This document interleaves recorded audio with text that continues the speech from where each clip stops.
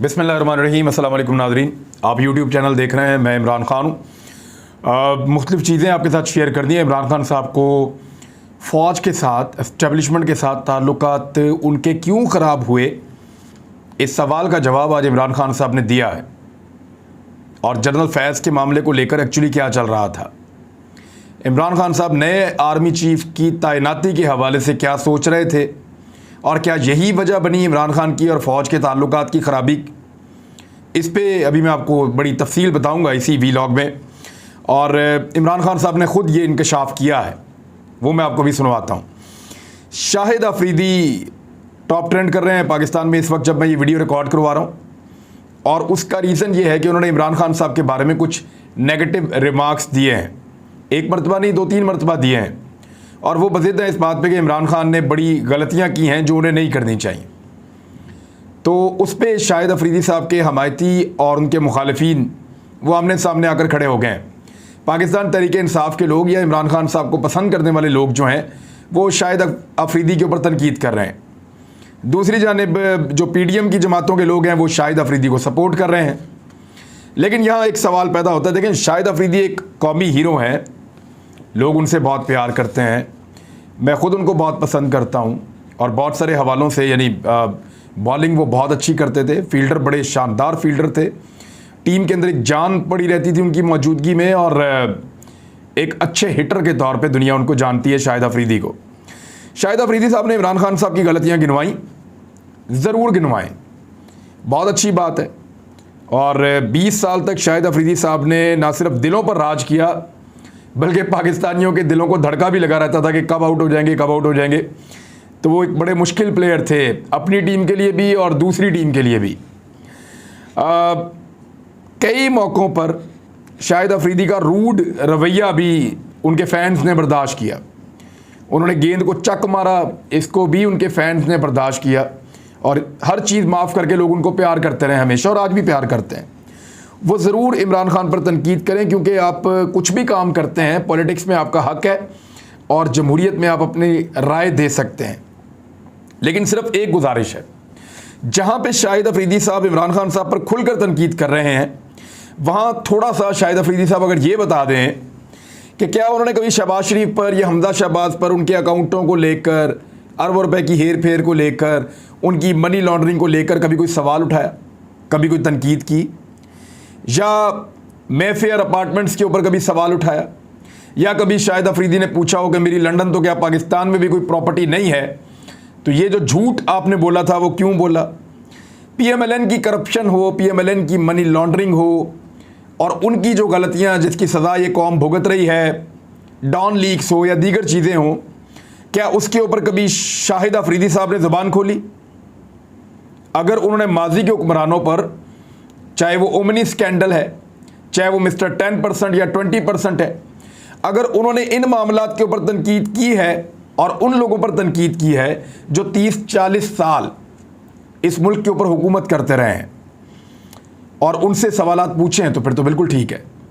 लेकिन अगर इस मुल्क पर 30 से 40 साल हुकूमत करने वालों से शाहिद अफरीदी साहब को कोई शिकवा या शिकायत नहीं है, और शिकायत उस आदमी से है जिसको सिर्फ 3.5 साल की हुकूमत मिली, और उसमें भी एक आलमी वबा कोरोना और एक आलमी महंगाई, इन दो बहुत बड़े चैलेंजेस का उनको सामना करना पड़ा, और पाकिस्तान के अंदर सारे माफिया उनके ख़िलाफ़ थे, और फिर एक बैरूनी मुदाखलत भी उनके ख़िलाफ़ हुई, जिसका इकरार पाकिस्तान की अफवाज खुद कर चुकी हैं कि एक बैरूनी मुदाखलत हुई है।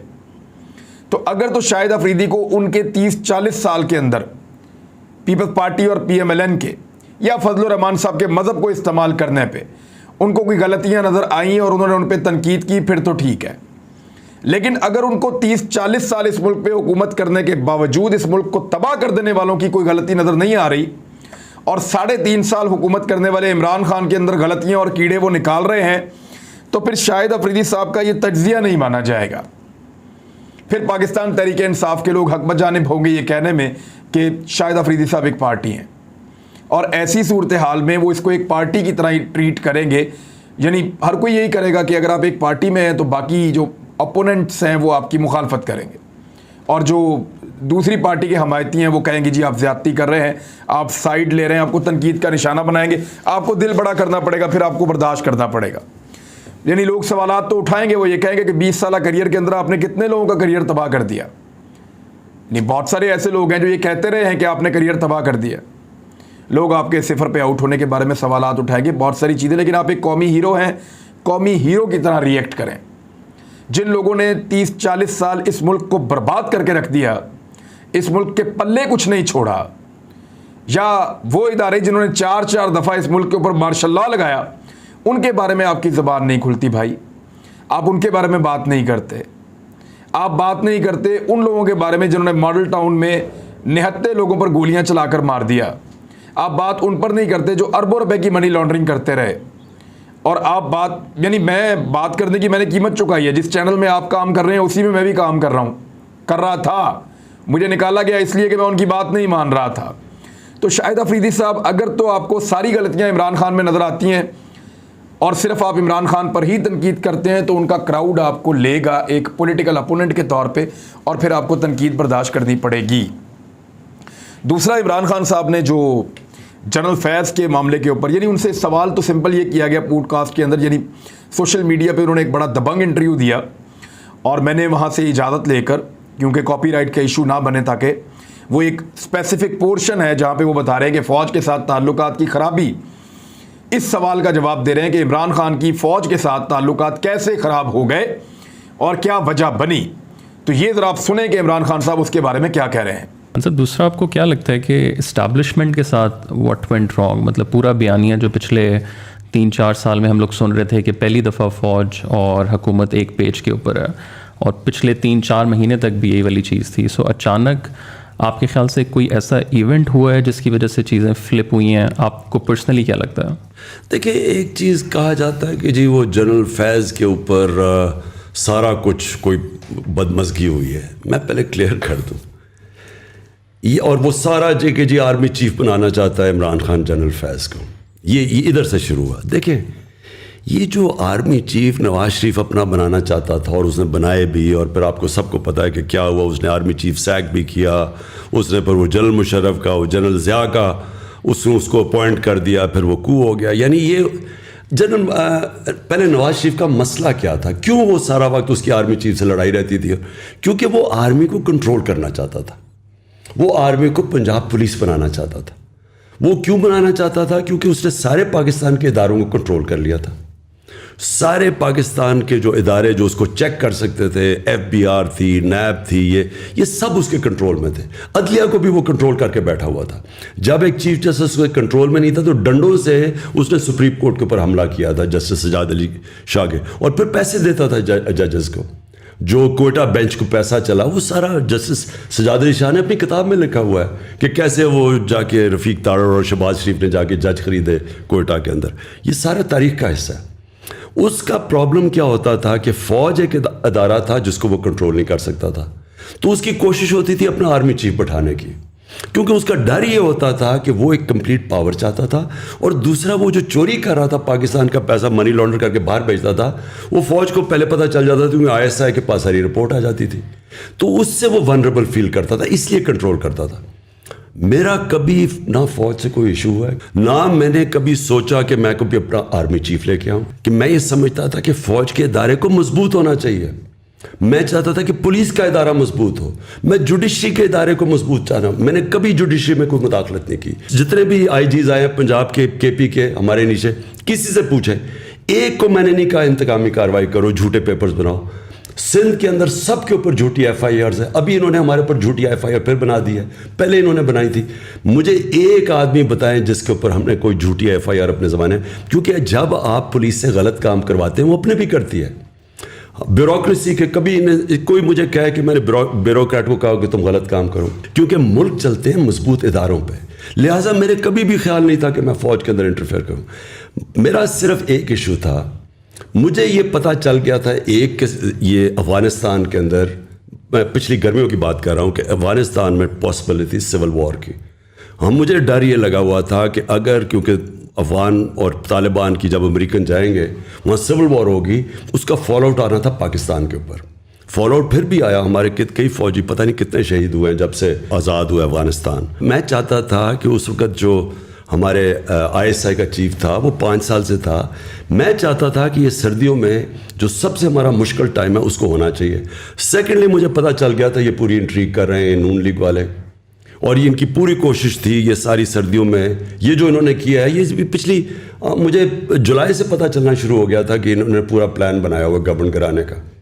तो मैं नहीं चाहता था कि हमारा जो इंटेलिजेंस चीफ चेंज हो जब तक ये सर्दियाँ न निकले। मैंने तो अपनी कैबिनेट में, मैं तो ये ओपनली कहा था, ये छुपी बात नहीं है, मैं ओपनली ये कह रहा था कि जब मुश्किल वक्त है तो आप अपना मेन जो आपका इंटेलिजेंस चीफ है उसको चेंज नहीं करते, क्योंकि उसी वो आइज और ईयर्स है गवर्नमेंट की।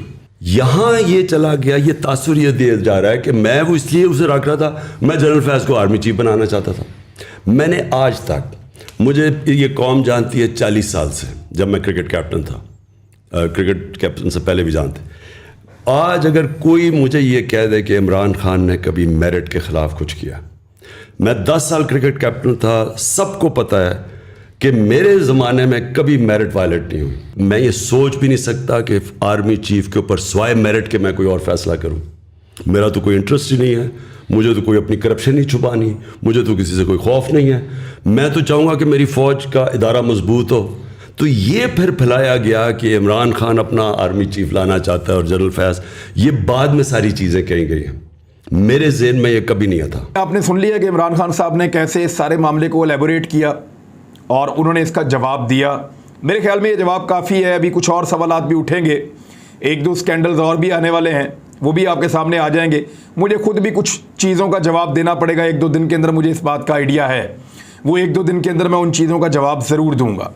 लेकिन जो सऊदी अरब में बंदे पकड़े गए थे ना, जिन बंदों को सऊदी हुकूमत ने पकड़ा, फुटेज देख के और पता किया कि ये बंदे कौन है जो चोर चोर के नारे ज़्यादा लगा रहे थे करीब आकर, उसमें एक फुटेज के अंदर हम मरियम औरंगज़ेब को मुस्कुराता हुआ भी देख रहे हैं।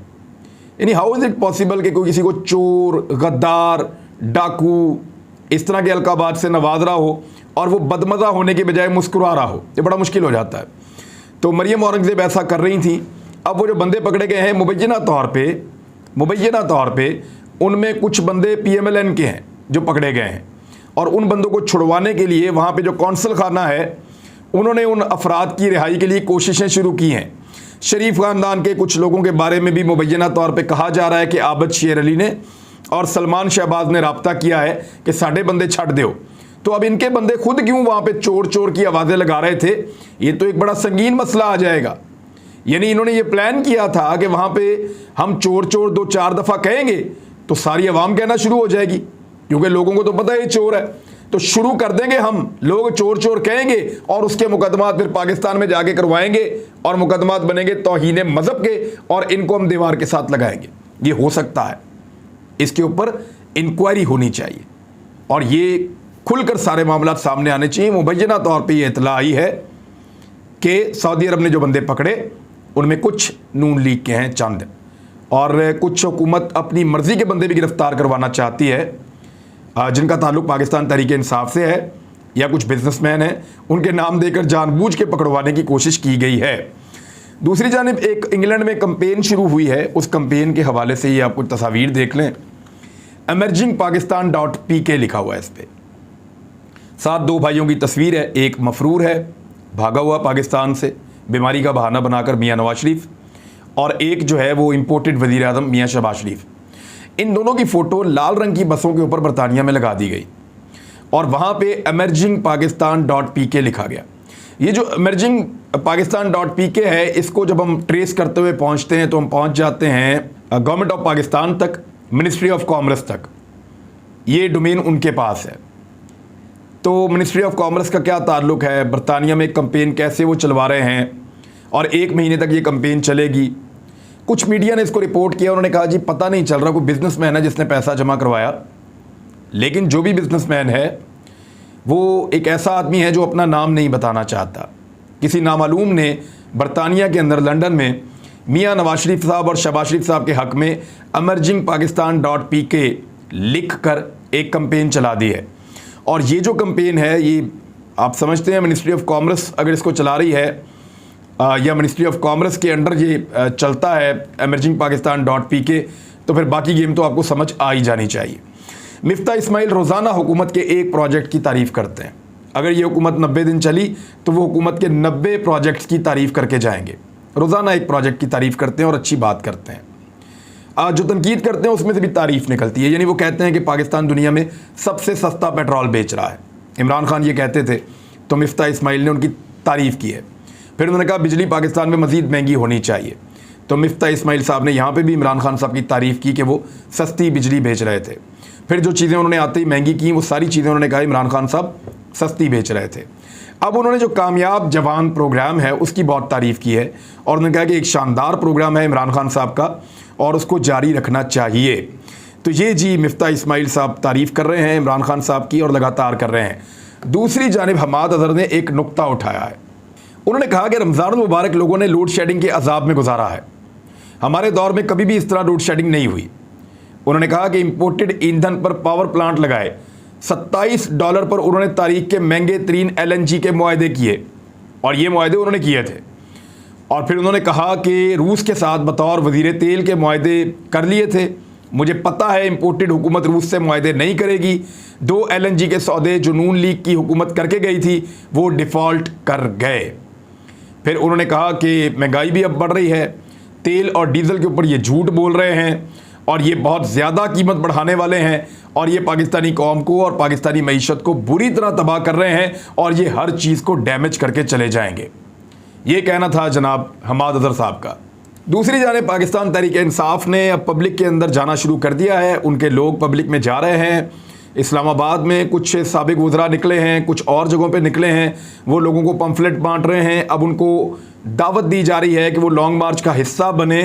तो याद रखिए हर गुजरते दिन के साथ ये चीज़ें मज़ीद तेज़ और तेज़ तर होती चली जाएंगी और लॉन्ग मार्च एक हतमी फ़ैसला करेगा पाकिस्तान की सियासत में और बहुत सारे सियासतदानों की सियासत इस इलेक्शन में दफन हो जाएगी। अब तक के लिए इतने, अपना ख्याल रखिएगा, अपने इस चैनल का भी। अल्लाह हाफ़िज़।